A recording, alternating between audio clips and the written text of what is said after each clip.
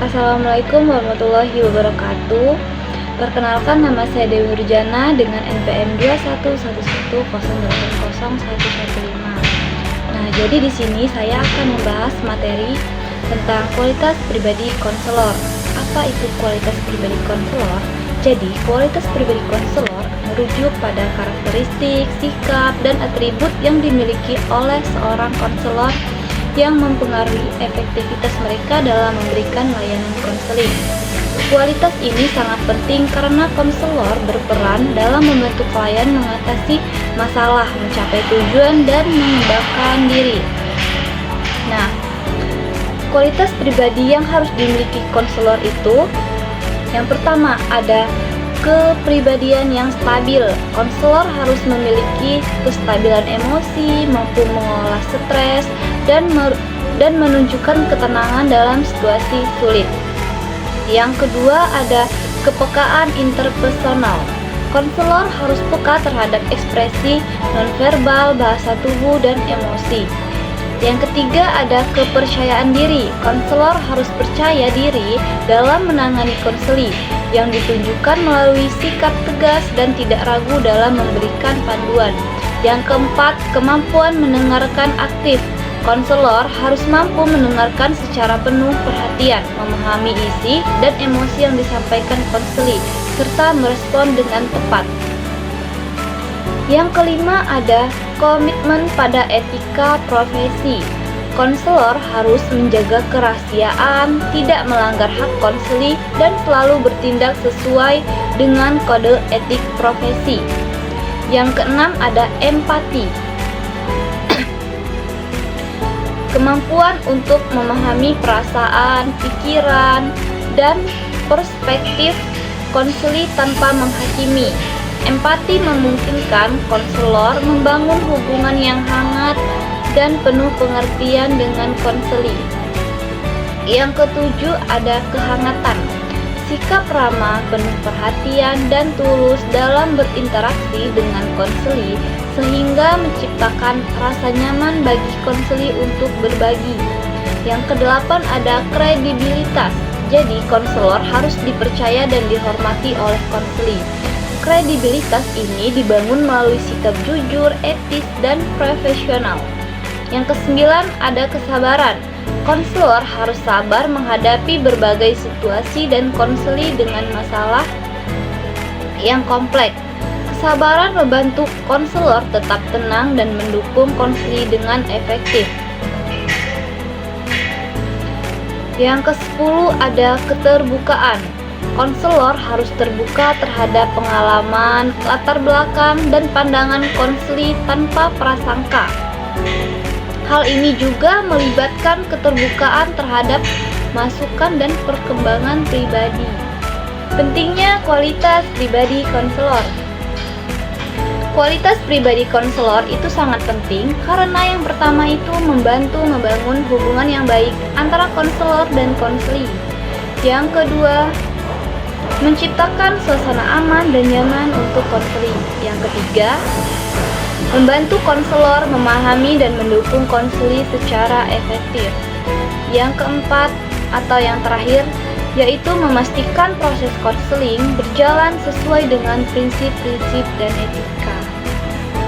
Cara mengembangkan kualitas pribadi konselor.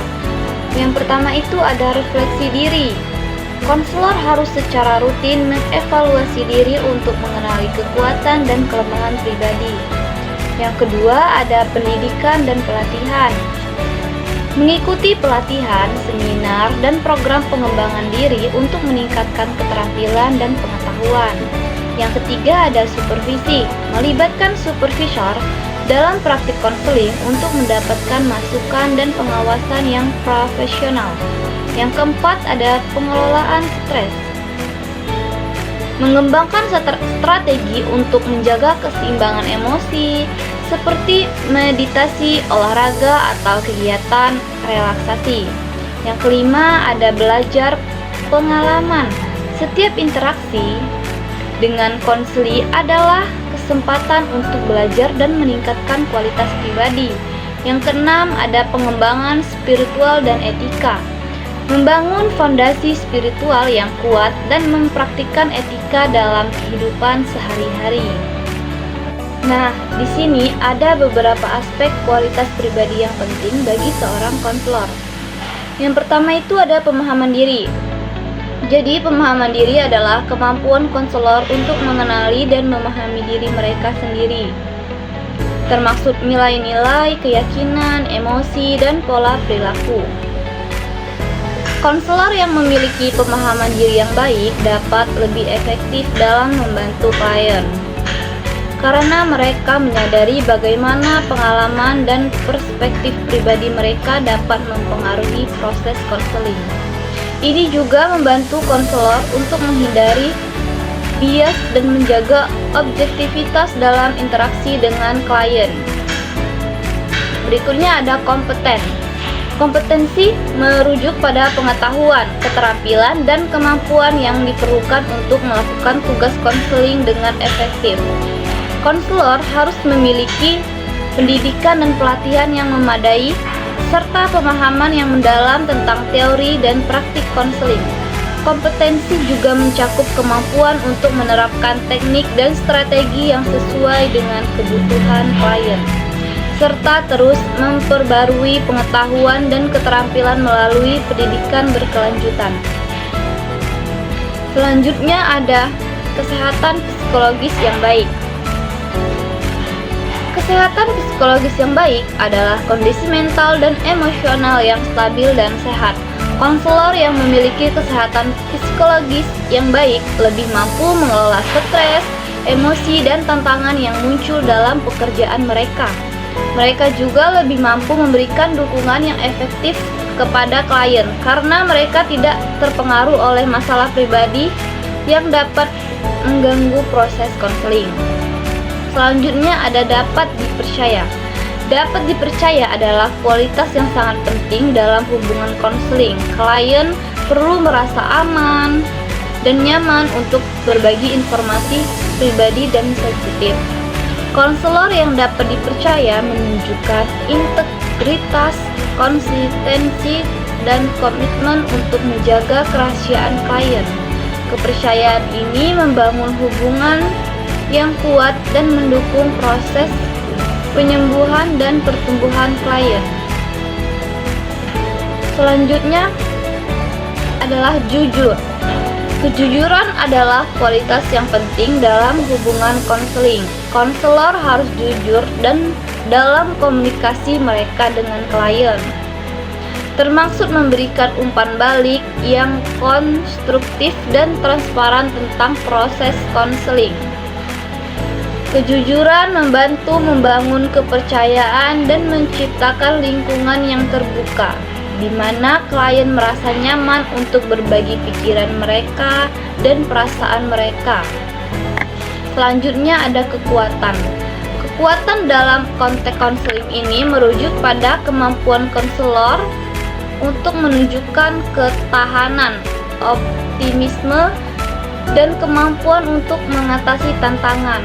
Nah, konselor yang memiliki kekuatan dapat memberikan dukungan yang positif kepada klien dan membantu mereka menemukan kekuatan dalam diri mereka sendiri. Ini juga mencakup kemampuan untuk menginspirasi dan memotivasi klien dalam perjalanan mereka menuju perubahan. Selanjutnya, bersikap hangat. Sikap hangat mencakup kemampuan konselor untuk menunjukkan empati, perhatian, dan kehangatan dalam interaksi dengan klien. Konselor yang bersikap hangat menciptakan lingkungan yang mendukung dan nyaman, di mana klien merasa dihargai dan dipahami.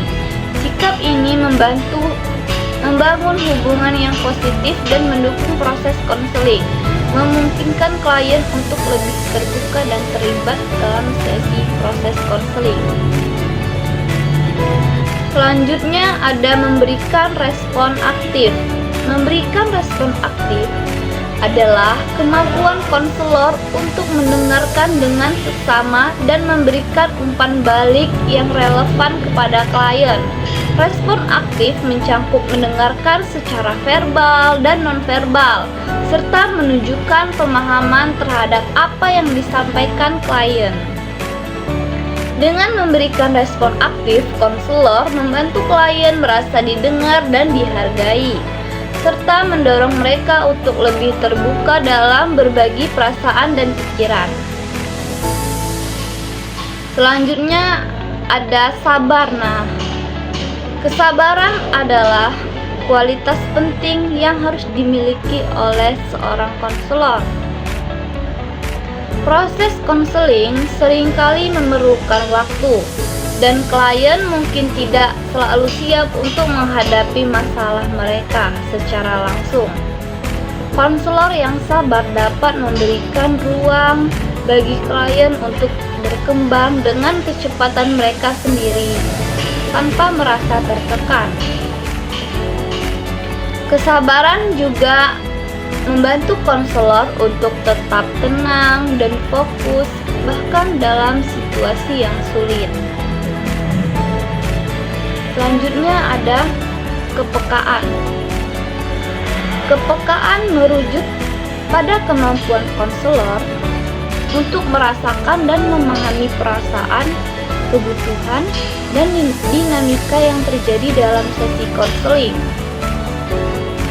Konselor yang peka dapat menangkap sinyal verbal dan nonverbal dari klien, serta memahami konteks emosional yang mendasari interaksi. Kepekaan ini memungkinkan konselor untuk menyesuaikan pendekatan mereka dan memberikan dukungan yang lebih tepat dan relevan. Selanjutnya ada kesadaran holistik. Kesadaran holistik adalah pendekatan yang mempertimbangkan seluruh aspek kehidupan klien, termasuk fisik, emosional, sosial, dan spiritual. Konselor yang memiliki kesadaran holistik memahami bahwa masalah yang dihadapi klien tidak terpisah dari konteks kehidupan mereka secara keseluruhan. Dengan pendekatan ini, konselor dapat membantu klien menemukan solusi yang lebih komprehensif dan berkelanjutan. Selanjutnya ada empati. Empati adalah kemampuan untuk merasakan dan memahami pengalaman serta perasaan orang lain. Konselor yang empati dapat menempatkan diri mereka dalam posisi klien, sehingga mereka dapat memahami perspektif dan emosi yang dialami klien. Empati menciptakan ikatan dan kuat antara konselor dan klien, serta membantu klien merasa diterima dan dipahami, yang sangat penting dalam penyembuhan. Yang selanjutnya ada respect. Respect adalah sikap menghargai dan menghormati klien sebagai individu yang unik. Konselor yang menunjukkan respect akan menghargai nilai-nilai keyakinan dan pengalaman hidup klien, serta tidak menghakimi mereka. Respect menciptakan lingkungan yang aman dan mendukung, di mana klien merasa dihargai dan memiliki kebebasan untuk mengekspresikan diri mereka. Selanjutnya ada ikhlas. Ikhlas adalah sikap tulus dan tanpa pamrih dalam memberikan dukungan kepada klien. Konselor yang ikhlas berkomitmen untuk membantu klien tanpa mengharapkan imbalan atau keuntungan pribadi. Sikap ini menciptakan kepercayaan dan rasa aman bagi klien, serta menunjukkan bahwa konselor benar-benar peduli dengan kesejahteraan mereka. Baik, itulah tadi materi yang dapat saya paparkan. Sekian, terima kasih. Wassalamualaikum warahmatullahi wabarakatuh.